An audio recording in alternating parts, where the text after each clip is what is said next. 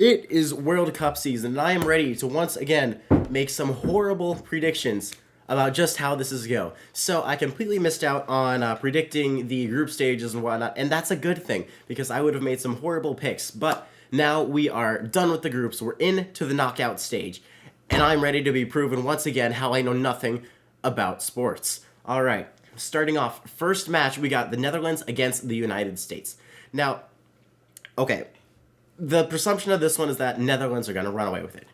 I'm an American. I can't be having that, all right? And I do legitimately think from the bottom of my heart that the United States are going to put up a good fight. Christian Pulisic's got that dog in him, and it's either going to be a 2-0 Netherlands type of win, or the United States are going to just dog it out, and it's going to be 0-0 going into pens, where whatever happens, happens. But let's be realistic. It's the United States. They're going to disappoint us. Netherlands is going to be the team that moves on here, be it through a 2-0 win or it goes into pens. Whatever it may be, Netherlands are going to win. Now, game 2, Argentina against Australia. Australia doesn't stand a chance. I mean, this has got to be one of the least favorable matchups for any team coming into the knockout stage. Argentina moves on. No question about it for me. Game 3, this one was tough. Japan against Croatia. Should Japan have won their group? Maybe, maybe not. Was the ball out? Was it not? Maybe, maybe not. I'm not a ref. It's not my job to say. But they won their group, and they're going to go up against Croatia, who Croatia did really well in the last World Cup. They've kind of struggled off to start this one, but they haven't lost, and I think that continues. I think Croatia it's gonna be close. I think this is gonna be a 1-0, 2-1 kind of game, but it's gonna go in Croatia's favor. Game 4, Brazil against South Korea. That that last minute goal really from South Korea to move them on earlier today was wow. That was a fun game to watch, but. Their glory run is going to end here. Brazil's going to take it. Brazil's probably the favorite for a lot of people going into this tournament, and that's going to continue through this game. Brazil will move on.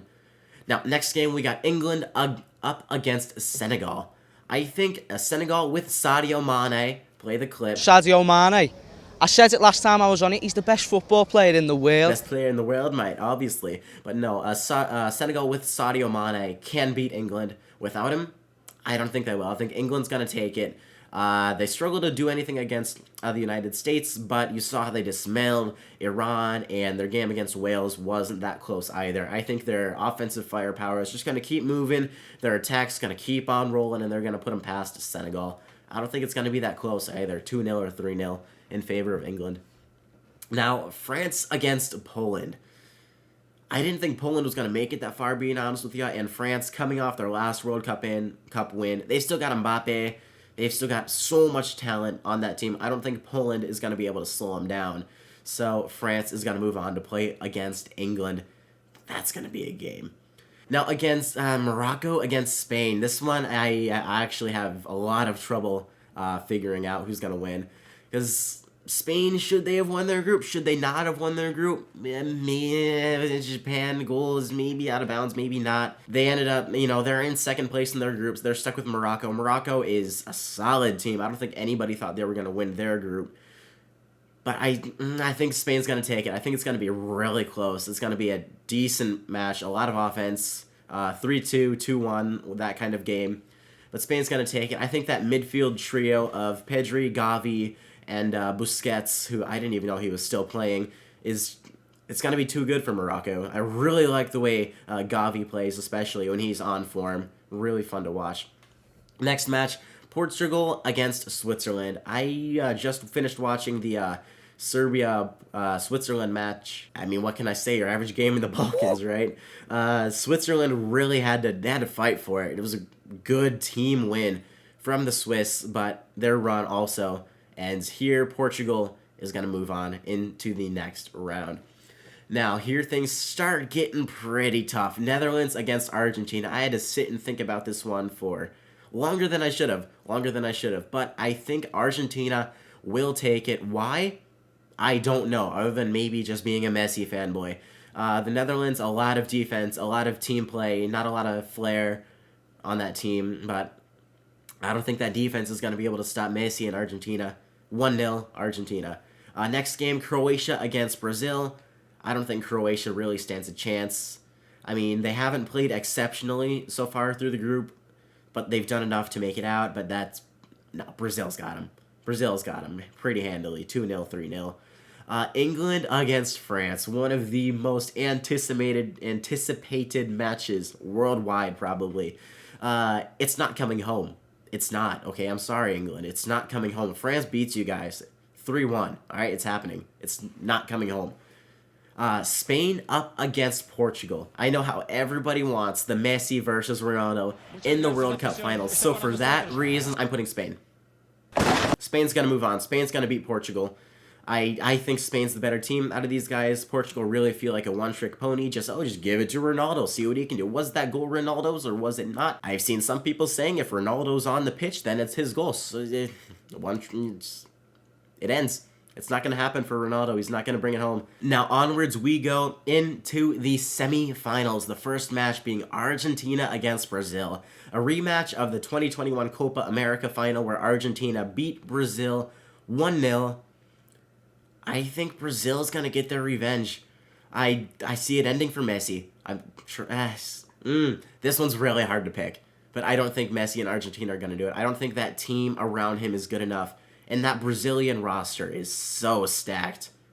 Brazil's going to take it, but it's going to be close. Less than 2 goals in difference. If Argentina score, then I think they have a good chance of winning. But if they don't, then Brazil's going to beat them. If they score, they win the game. Yeah, I know, but I think they need the momentum of a goal going in the net for them to get anything to happen and to even stop Brazil. Brazil wins this one 2-0, I want to say. Now, France up against Spain.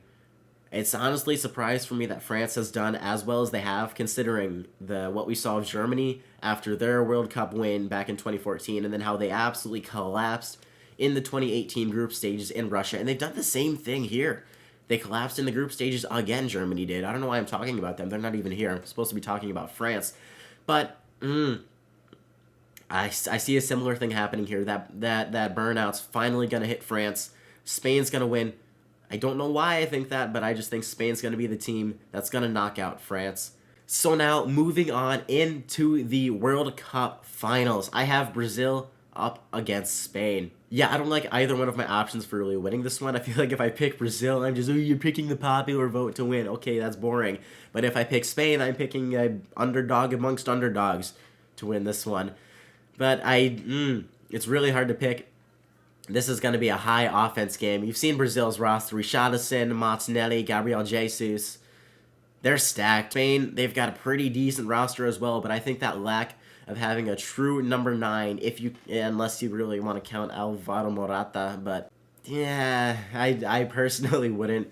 I mean, he's a great player, don't get me wrong, but he's not going to be the guy like, a Harry Kane or Erling Haaland would be for England or Norway. So for that reason, Brazil is going to take it. That offense is going to be too hard to shut down for every team, really, throughout the World Cup. So they're going to be bringing home their 6th World Cup win, Brazil are. And I won't lie, I don't know how I feel about this. Let me know in the comments down below. First matches start tomorrow. Hopefully I get this out on Friday night. Let's see how things go. See ya.